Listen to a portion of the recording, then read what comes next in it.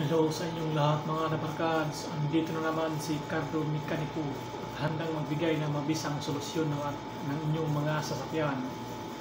Kumusta kayo mga nabarkads? At ang isi-share ko ngayon sa inyo nabarkads ay yung tungkol sa overheat ng ating mga sasakyan. Mayroong tatlong pisa nabarkads na nagpapa-overheat ng ating mga sasakyan. Tatlong pyesa na nagpapa-overheat ng ating mga sasakyan kung hindi natin na namalayan o hindi natin na palitan, siya yung magkukos ng overheat ng ating mga engine. Ano ba yung mga tatlong pyesa na barkads? Ito ay yung tinatawag na thermostat, water temperature sensor, at saka yung radiator cap ng ating mga engine o yung ating mga radiator. Ngayon mga nabarkads, ano ba yung trabaho nila sa ating mga engine, or ano ba yung dapat natin malaman kung hindi na siya gumagana sa ating mga engine? Ano ba yung palatandaan na hindi na siya gumagana at nagmamalfunction na yung mga pyesa na yan? Ang una kong isi-share sa inyo na barkads ay ito yung tinatawag na thermostat ng ating mga engine. Ito yung thermostat ng ating mga engine. Ang thermostat na barkads ay binubuo yan sa tinatawag na main valve, this one spring, the charge valve, at saka bypass valve, at saka yung main frame, tinatawag na frame. Ito yung correction na barkads, this is the charge cylinder. Itong main spring at saka yung charge cylinder, itong dito sa gitna. Ito siyang nagbubukas, hihilahin na yung main valve ng ating mga thermostat para siya ay magbukas at maglabas siya ng tubig papunta doon sa ating mga radiator. Yan ang binubuo ng thermostat ng ating mga engine. Ngayon na barkads, ano ba yung trabaho ng thermostat sa ating mga engine? Siya yung nagko-control ng init ng tubig na sa loob sa ating makina para hindi siya magpo-overheat. Pag ma-reach na niya na barkads yung 190 to 212 Fahrenheit ng ating mga init sa loob ng tubig ng ating mga makina, yung tubig ng init, yung init ng tubig sa loob ng ating makina ay magbubukas na yung main valve ng ating mga thermostat. Kaya yung tubig na yun na barkads ay ilalabas na dun sa radiator para aandar na yung water pump na barkad. Yung water pump na dun sa harap ng ating mga engine ay hihigupin niya yung tubig na galing dun sa radiator na pinapalamig ng radiator, tapos ipapalit niya dun sa loob ng ating mga engine para balik normal operasyon na naman yung ating mga engine para hindi siya magkukos ng overheating. Ito yung tinatawag na thermostat ng ating mga engine. At yun ang trabaho niya sa ating mga engine. Siya yung nagko-control ng init ng tubig dun sa ating mga makina. Ngayon na barkads, paano natin malalaman kung sira na yung thermostat ng ating mga engine? At tandaan nyo na barkads, dapat yung malaman kung sira na ba yung thermostat ng inyong engine para hindi mahantong sa pagka-overheat ng inyong mga sasakyan. Lalo na ngayon na barkads ay tag-init or summer. Maraming sasakyan ang nagka-encounter ng overheat sa ating mga makina or mga sasakyan na nagta-travel tayo ng malayo. Yun ang dapat niyong bantayan na barkads. Ngayon, paano natin malalaman kung nagbawal function na siya? Una na barkads ay matagal yung warm up niya. Ibig sabihin na barkads ay pinapaandar niyo yung mga engine sa umaga, ay mararamdaman nyo na ay matagal yung nagbubukas yung thermostat at saka yung water pump. Dapat sabay silang magbukas. Kung mapapansin nyo na pag mabukas na yung thermostat na ay tutunog na yung water pump, yung sabay andar ng mga blower pan ng ating mga makina. Yun ang dapat nyong tandaan. Ang ibig sabihin nyo na ay nagbukas na yung thermostat ng ating mga engine. Halimbawa na habang pina-warm up niyo yung inyong mga engine ay umabot na sa 10 o 15 minutes ay hindi pa nagbukas na barkads, ay ibig sabihin ng barkads ay sira na yung mga thermostat ng anyong mga engine. Dapat yun na yung palitan kasi yun ang magpo-cause ng overheating. Nahihit na yung 192 to 212 Fahrenheit ay hindi pa rin siya nagbukas. Mag-overheat na yung o tataas na yung gauge sa ating mga dashboard kasi may temperature gauge sa ating mga dashboard. Tataas na siya kasi hindi pa niya nilalabas yung tubig ng init doon sa loob na ating mga makina kasi ang ibig sabihin nyo na barkads ay sira na yung thermostat ng ating mga engine. Ang dapat nyong tandaan na barkads kung sira na yung una yung natandaan. Ang pangalawa na barkads ay yung palaging nasa baba yung temperature gauge ng ating mga engine or dashboard. Merong temperature gauge sa ating mga dashboard at makikita nyo doon na barkads ay palagi lang nasa baba siya kahit na umabot na tayo sa kalahati ng gauge ng ating mga makina, ng ating mga temperature gauge ay hindi pa rin siya tumataas at matagal na tayong nagbibiyahe. Ang ibig sabihin nyo na barkads ay sira na yung thermostat ng ating mga engine or nagmamalfunction na yung operasyon niya. Kaya mag-alala na tayo na barkads para hindi mahantong sa pagiging serious overheat ng inyong makina. Dapat nyo nang maagapan kaagad at dapat nyo nang palitan kaagad kung nagmamalfunction na yung inyong mga engine at yung ma-encounter nyo yung dalawang yun at yun nga yung hindi na tumataas yung gauge sa inyong mga sa inyong mga dashboard, temperature gauge ay dapat nyo nang palitan yung thermostat ng inyong mga makina. Dapat yung tandaan na barkads, ang dalawa yung tandaan, yung matagal yung warm up, hindi pa siya nagbubukas, umabot na ng 15 to 10 minutes to 15 minutes ay hindi pa siya nagbubukas, hindi pa siya naglalabas ng tubig. Ito yung dapat yung tandaan, ang thermostat ay sira na. At saka yung temperature gauge ng inyong sasakyan at hindi siya tumataas kahit matagal nyo nang pinaandar nyo yung inyong mga sasakyan ay ang ibig sabihin nyo na barkads ay sira na yung thermostat ng inyong mga engine. Ang pangalawa kung isi-share sa inyo na ito yung tinatawag na radiator cap ng inyong mga radiator. Isa din doon siya sa dahilan na barkads na mag-overheat ang inyong mga engine. Bago ko isi-share na o paalam sa inyo kung ano ba yung dahilan na bakit siya nag-overheat. Ang trabaho niya na barkads, itong radiator cap, ang trabaho niya sa inyong mga engine ay siya yung nag-hold o siya yung nagpipigil ng pressure na galing dun sa ating mga makina. Yung nilabas ng thermostat na 190 to 212 Fahrenheit at ililipat ng mga makina doon sa ating mga radiator, siya yung magpipigil na barkads, siya yung magpipigil na pressure. Ang dapat niyang hawakan na barkads o dapat niyang pigilin na pressure ay umaabot sa 15 PSI or 88 kPa ng ating mga pressure doon sa loob ng ating mga radiator. Yun ang trabaho ng radiator cap ng ating mga radiator. Ngayon na barkads, paano ba natin malalaman kung sira na yung radiator cap ng ating mga radiator? Kung mapapansin nyo na barkads ay nag-overheat ang inyong mga sasakyan. Nakita nyo yung gauge sa loob, sa harap ng inyong mga dashboard ay tumataas siya bigla. At yung binuksan nyo yung hood na barkads, buksan mo yung hood ay magtataka kayo bakit may napuntang tubig doon sa ating mga expansion valve or reservoir tank ng ating mga radiator. Kung makita kayo na ba, diba ang radiator at saka yung radiator cap ay mayroon siyang hose na maliit. Yun ang tinatawag na expansion tank o reservoir tank ng ating mga radiator. Paano siya malalaman na barkads siya nag-overheat? Kasi yung nilabas niya ng barkads, nilabas niya ng tubig na galing doon sa makina na 190 to 212 Fahrenheit, nilabas na galing sa makina papunta doon sa ating mga radiator ay hindi na niya mapigilan. Bakit na barkads?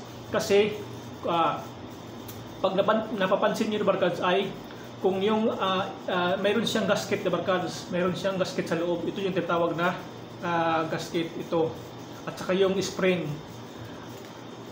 Pag mapapansin nyo na barkads ay mayroon siyang kalawang na sa loob at sa corrosion. At saka yung gasket niya na barkads ay matigas na. ay hindi niya mahawakan yung pressure.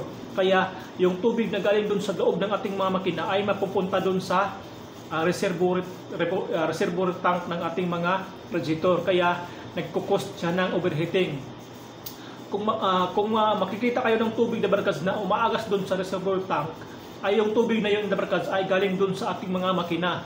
Hindi na niya mapigilan kasi sira na nga siya at hindi na niya mapigilan yung pressure na yun na barkads na 15 PSI at saka mapunta dun sa ating mga reservoir tank ng ating mga radiator. Kaya nagkukost siya ng overheating. Bakit na barkads? Kasi yung paglabas ng tubig galing sa loob sa ating makina ay ililipat niya doon sa ating mga radiator at hindi na mapigilan nga ng radiator cap ay mapupunta doon sa reservoir tank ng ating mga radiator.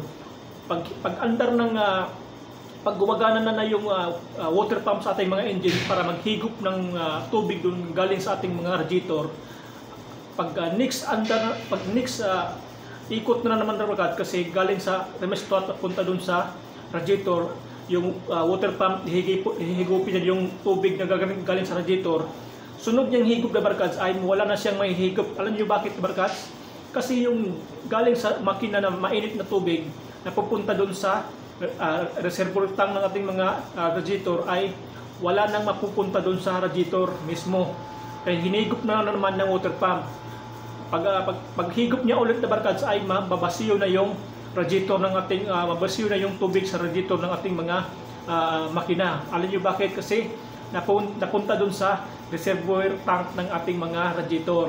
Yun ang dahilan na barkads na magpo-cost ng overheating kasi wala ng tubig na mahihigop yung makina na galing dun sa radiator para ipalit niya dun sa nilabas niya na tubig na mainit galing sa loob. At ang yung malamig na tubig na galing dun sa radiator, higupin niya ng aking makina. Pag next niyang ikot na barkads ay wala na siyang mahihigop kasi yung galing sa loob ng tubig na galing yung tubig na galing sa loob ng ating mga makina ay napunta dun sa reservoir tank ng ating mga radiator. Ang dapat niyong balitan na barkads ay itong radiator cap ng inyong mga engine para kasi na barkads nag-leak na siya, meron na siyang leak at napasukan na siya ng hangin. Kaya yung tubig na barkads ay napupunta dun sa radiator tank ng ating mga engine. Ito yung dapat yung palitan barkads pag maka-encounter kayo ng ganyan, yung may lumalabas na tubig dun sa reservoir tank ng ating mga engine. Ang sira ng barkads 100% ay itong radiator cap ng inyong mga radiator. Ito yung dapat niyong palitan. Sana na barkads ay naintindihan niyo yung paliwanag ko patungkol sa radiator cap ng ating mga radiator para madali niyong malaman at madali niyong maagapan ang iyong overheat sa inyong mga makina. Palitan niyo kaagad pag ma-encounter niyo na lumalawas yung tubig dun sa ating o sa inyong mga radiator tank o expansion tank ng inyong mga radiator. Tandaan niyo na barkads ha. Ang pangatlong last na dapat niyong bantayan na barkads at dapat niyong palitan kung naka-encounter kayo ng overheating sa inyong mga engine. Ito yung tinatawag na barkads na water temperature sensor ng inyong mga engine. Ngayon na barkads, ano ba yung trabaho ng water temperature ng inyong mga engine? Ang trabaho ng water temperature ng inyong mga engine na barkads ay siya yung nagbibigay ng signal papunta dun sa inyong mga ECU or computer box para yung computer box naman ay magbibigay ng signal papunta dun sa inyong mga fan motor or yung LEC dun sa harap ng inyong mga engine. Siya yung nagpapaandar ng fan motor ng inyong mga engine para hindi siya mag-overheat kasi maghihigop na siya ng tubig papunta dun sa ating mga makina, papalit-palit lang. Ngayon na barkads, paano ba gumagana yung water temperature ng inyong mga engine at paano ba natin siya malalaman kung sira na yung water temperature ng inyong mga engine? Unahin natin mga barkads yung paano siya gumana. Pag ma-reach na nila barkad pag ma-reach na yung 205 degrees to 205 degrees to 210 degrees Celsius ay magbibigay na siya ng signal papunta dun sa ating mga computer box or mga ECU. Yung ECU naman na barkads ay magbibigay ng signal papunta dun sa ating mga blower fan motor ng ating mga engine para aandar na yung fan para hindi siya mag-cause ng overheat. Yun ang isang dahilan na barkads na mag-overheat siya pag nagmamalfunction na yung inyong mga water temperature kasi hindi na siya nagbibigay ng signal sa ating mga ECU para yung ECU naman ay magbibigay ng signal na punta doon sa ating mga fan motor. Pag ma-reach na niya yung mga 205 o 210 degrees na barkads ay dapat talagang magbibigay na siya ng signal papunta doon sa ating mga ECU para yung ECU naman ay magbibigay ng signal papunta doon sa ating mga fan motor o LEC doon sa harap ng ating mga makina para hindi siya magkaroon ng overheating para mapalamig na yung makina. Yun ang trabaho ng water temperature sensor na barkads sa ating mga engine. Ngayon na barkads, paano natin malalaman kung sira na yung water temperature ng ating mga sasakyan? Ang una niyang sintomas na barkads ay mag-hard starting siya at saka magpalyado yung inyong mga makina. Yun ang dapat yung tandaan na barkads. Ang dapat yung tandaan yung una ay magpalyado siya at saka mag-hard starting ang inyong mga engine. Yun ang mag-cause ng overheat. Ang pangalawa yung tandaan na barkads ay magbubuga siya ng black smoke sa inyong mga tambutso. Yung sa exhaust pipe na inyong mga sasakyan ay magbubugas siya ng black smoke. Bakit na barkads? Kasi naapektuhan yung oxygen sensor ng inyong mga engine kaya nag-re-reach fuel mixture yung inyong mga injector. Mahinang-mahina yung buga ng spread ng gasolina sa inyong mga injector kasi mali yung ibinigay niyang signal na punta dun sa ating mga ECU. Kaya kung mapapansin nyo na barkads ay magre-reach fuel mixture ang inyong mga engine. Yun ang dapat nyong tandaan na barkads. Ang pangatlo na barkads ay for mileage siya. For mileage ang inyong mga engine. Mahina ang kain sa gasolina. Nagpo-for mileage ang inyong mga engine. Ang pang-apat na barkads ay nag-check engine ang inyong mga dashboard. May makita kayong check engine na barkads. Ang ibig sabihin niyo barkads ay dapat niyo patingnan sa mga computer o scanner para malalaman niyo na barkads kung sira na ba yung water temperature ng inyong mga engine. Ngayon na barkads, saan ba natin makikita yung water temperature ng ating mga engine? Doon siya nakakabit na barkads sa harap ng ating mga engine. Ang baba niya na barkads, ang mismong baba niya na barkads ay nandun nakalagay yung water pump ng inyong mga engine. Yung water pump at saka yung water temperature ay magkasama yan sa loob. Sa ibabaw ay water temperature sensor, tapos yung sa ibaba ay water pump ng inyong mga engine. Ibalik ko lang na barkads kung hindi pa alam kung saan nakalagay itong temperature thermostat ng inyong mga engine na barkads. Ito yung thermostat na barkads, doon to nakalagay sa upper hose ng inyong mga radiator. Kung makikita nyo na barkads, diba may dalawang hose yan, lower hose at saka upper hose. Doon siya nakakabit na barkads sa upper hose ng inyong mga engine. Babaybayin nyo yung upper hose na barkad at doon sa dulo na barkad ay makita nyo yung thermostat housing. May dalawang bolt siya nakakabit. Doon siya mismo nakakabit sa block or sa likod ng ating mga engine. At saka yung hose na yun na barkad ay papunta yun doon sa radiator natin. Doon po siya nakakabit kung hindi nyo pa alam kung saan nakalagay yung thermostat ng inyong mga engine. Sana na barkas at naintindihan nyo na barkas ng tatlong pyesa ng nagpapagana sa inyong mga water or nagpo-control ng init sa inyong mga sasakyan para maiwasan natin yung pagkakaroon ng overheat sa ating mga makina. Itong thermostat, radiator cap, at saka yung water temperature ng inyong mga engine. water temperature sensor ng inyong mga engine. At sana na barkads at naliwanagan kayo na barkads sa aking